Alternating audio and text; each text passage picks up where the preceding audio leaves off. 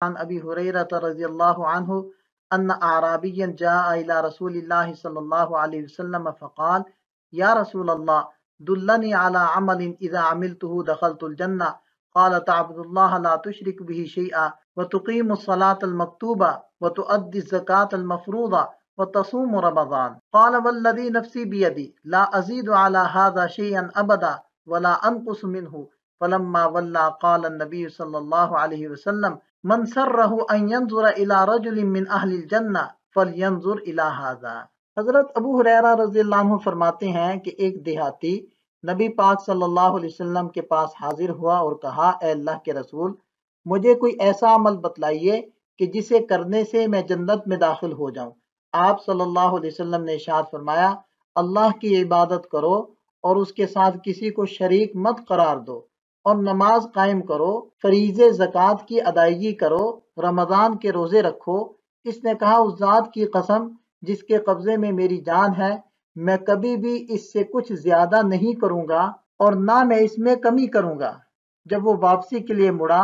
تو نبی پاک صلی اللہ علیہ وسلم نے ارشاد فرمایا جس شخص کو اس بات سے خوشی ہو کہ وہ اہل جنت میں سے کسی کو دیکھے تو اسے چاہیے کہ اس شخص کو دیکھ لے۔ دخلت الجنہ سے مراد ہے دخول اولی، یعنی کسی قسم کی سزا اور عذاب نہ ہو، اس کے بغیر ہی دخول اولی مجھے جنت میں نصیب ہو جائے۔ اور یہ جو تعبد اللہ ہے یہ بظاہر تو خبر ہے لیکن اس کا معنی امر والا ہے، یعنی تعبد اللہ کا معنی کریں گے عبد اللہ۔ اب یہاں ایک سوال پیدا ہوتا ہے کہ نبی پاک صلی اللہ علیہ وسلم نے اس شخص کو توحید اپنانے کا حکم نہیں دیا، حالانکہ ایمان دخول جنت اور صحت عمل کے لیے ضروری ہے۔ اس کا جواب یہ ہے کہ یہ شخص پہلے سے مسلمان ہو چکا تھا اور آپ علیہ السلام نے جو شرک سے بچنے کا حکم ارشاد فرمایا ہے وہ بطور تاکید کے فرمایا ہے، اور لا تشرک بھی شیئا اس میں شرک جلی اور شرک خفی دونوں آ گئے، اور اس میں حج کا ذکر نہیں ہے۔ ہو سکتا ہے کہ اس وقت تک حج فرض نہ ہوا ہو، یا پھر آپ علیہ السلام کو اتنے ارکان کا بیان ہی مقصود تھا،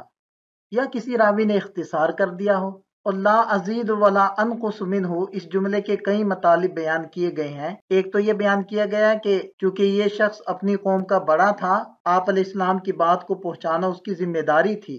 تو اس نے گویا کہ یوں کہا کہ میں دوسروں تک اس تعلیم کو پہنچانے میں کوئی کمی بیشی نہیں کروں گا۔ ایک مطلب یہ بھی بیان کیا گیا کہ سوال میں زیادتی نہیں کروں گا اور عمل میں کمی نہیں کروں گا۔ ایک مطلب یہ بھی بیان کیا گیا کہ اپنی طرف سے ان اعمال میں نہ کمی کروں گا نہ زیادتی کروں گا، جتنے آپ نے بتلائے ہیں اتنے ہی کروں گا۔ اور بعض حضرات فرماتے ہیں کہ یہ کلام بطور محاورے کے ہے، جیسے آدمی جب کوئی چیز خریدتا ہے تو کہتا ہے کہ قیمت میں کوئی کمی بیشی نہیں ہوگی، تو یہاں اصل مقصود تو کمی ہے، زیادتی کا لفظ تو محاورے کے طور پر آ گیا۔ تو اسی طرح جو انہوں نے بولا ہے لا ازید، تو اصل میں ان کا کہنا مقصود تھا کہ کمی نہیں کروں گا، زیادتی تو ہو سکتی ہے کیونکہ زیادتی تو عبادت میں مقصود ہے۔ اور یہ جو آپ علیہ السلام نے ارشاد فرمایا کہ من سرہ یعنی جس کو یہ بات اچھی لگتی ہو کہ وہ جنتی کو دیکھے تو وہ اس شخص کو دیکھ لے، تو آپ علیہ السلام کو بذریعہ وحی معلوم ہوا کہ اس شخص کا حال اور انجام اچھا ہوگا اور یہ مامون العاقبت ہے، اور سزا کے بغیر دخول اولی کے ساتھ یہ شخص جنت میں داخل ہوگا، اس لیے آپ علیہ السلام نے یہ بشارت دی۔